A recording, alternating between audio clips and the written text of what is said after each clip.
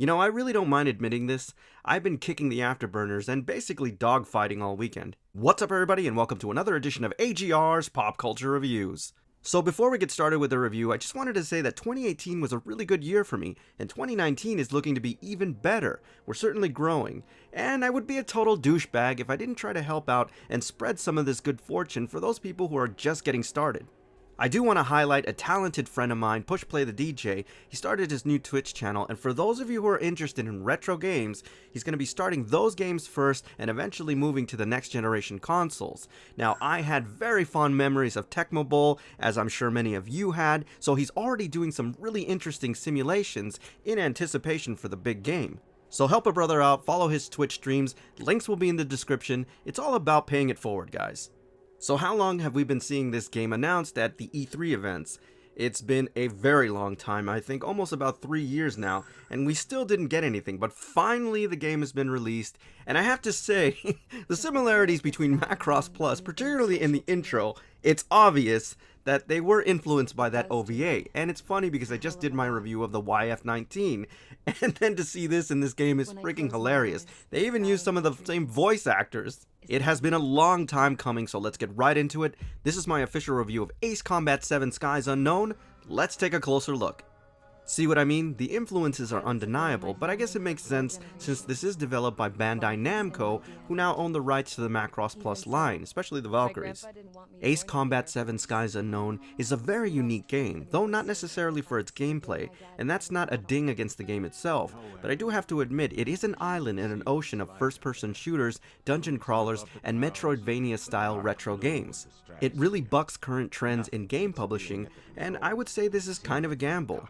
Though, if you're looking at it from the other perspective, this game might actually pay off as there really are no competitors. This is a modern-day flight simulator, although admittedly somewhat rudimentary. Now, you can basically divide this game up into two parts, just like every other game. There is the main campaign, and there's also the multiplayer function. It does have a third option, which I hope to try very soon, and there might be a follow-up to this review, because I definitely have to try the VR option. Now, when you start a new campaign, you do have the option of selecting your difficulty level, but really think about this because you can't switch it later on, and you're basically stuck with that difficulty for the rest of the game unless you start a new campaign. Now, just like with the previous title, you do get a cacophony of aircraft that you can select from. Some of them are not available immediately, and you do have to unlock them when you do the campaigns and various missions. I do love the wonderful schematics here, and because of the amped up graphics, they look very detailed. You can also select guns, weapon systems, and other physical components such as different canards or air brakes to really enhance and customize your fighter. One of the great aspects of all this diversity is the fact that whatever you do in the campaign and in the multiplayer section will transfer over, such as unlocking certain aircraft. You will have them available when you go onto the multiplayer, and they will be necessary as the more armaments and the more customizations that you add in terms of attributes will help you out in your various dogfights. Now, as I mentioned before, some of the abilities in terms of air-to-air and air-to-ground combat are very limiting. This is not a robust system, but it is fun nonetheless.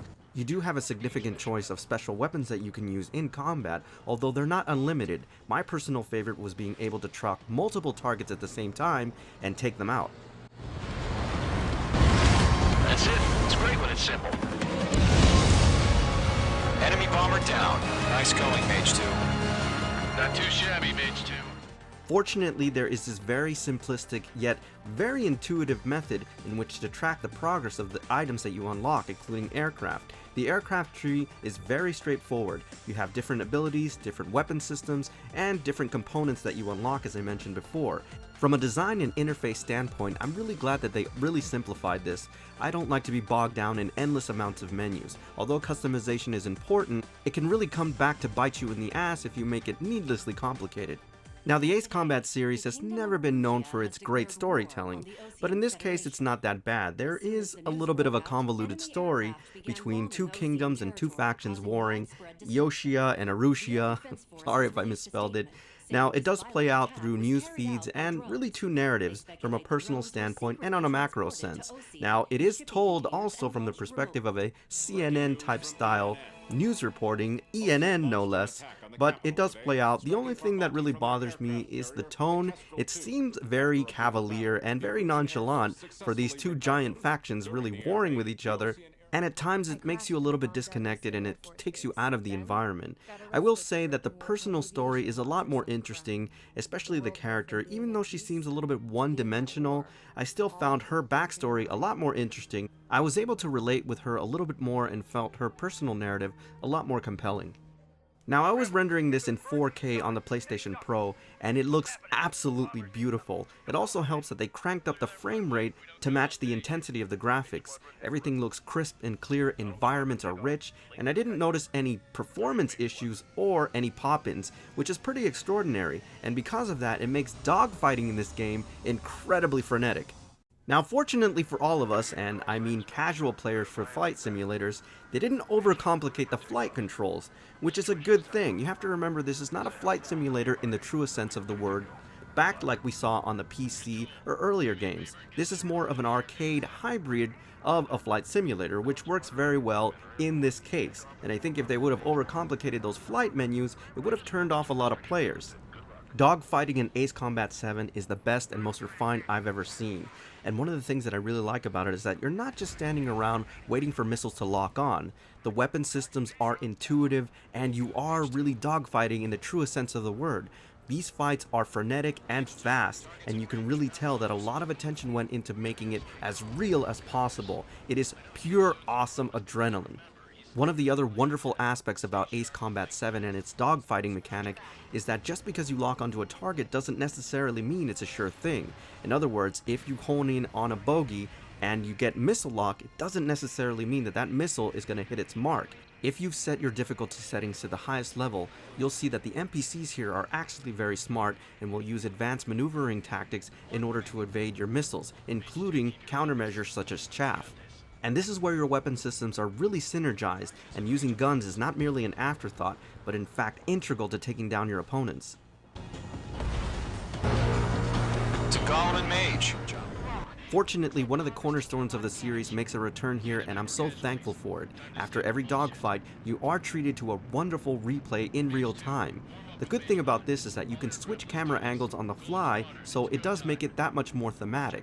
Also, you have an after action report which shows you this wonderful digitized schematic of the maneuvers that you took and some of the angles that you used in order to get the drop on your enemies, and it is so freaking awesome so that you can learn from your gameplay.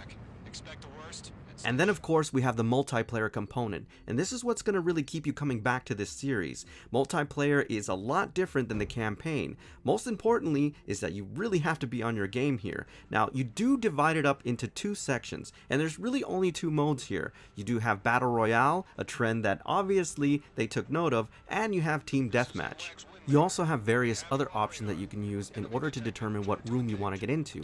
Things like limiting the player count or the amount that you can use in order to purchase aircraft in that certain room. I also did notice a few connectivity issues. Some rooms were full. You have to remember that these are not massive battles and usually limited to about 6 to 8 players. So there was that, but that's normal for any type of game that is just released in terms of their servers.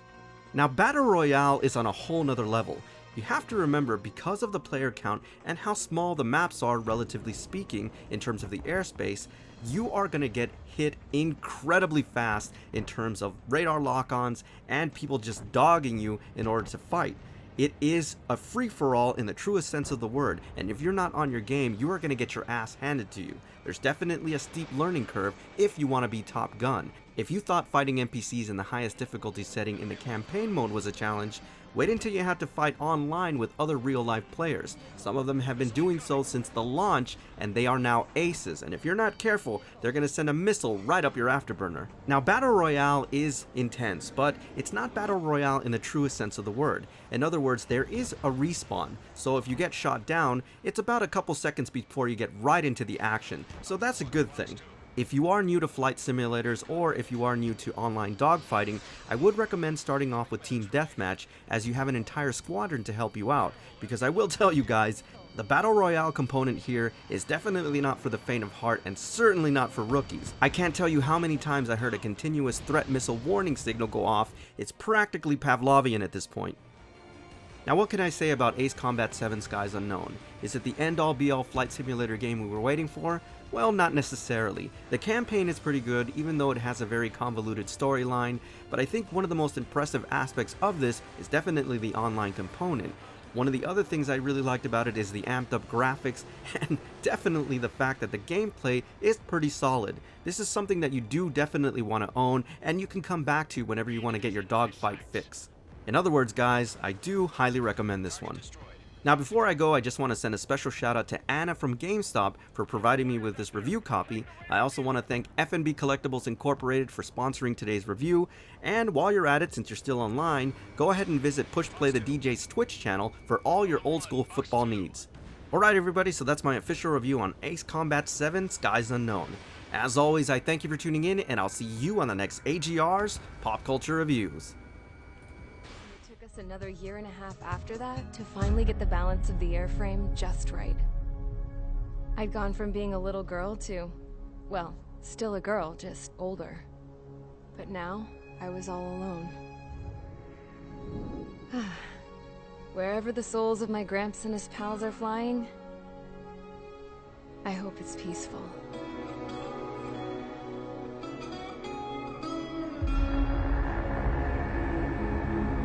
Then, finally, I was ready to break the sound barrier. All this plane could do was take off, accelerate, and fly up.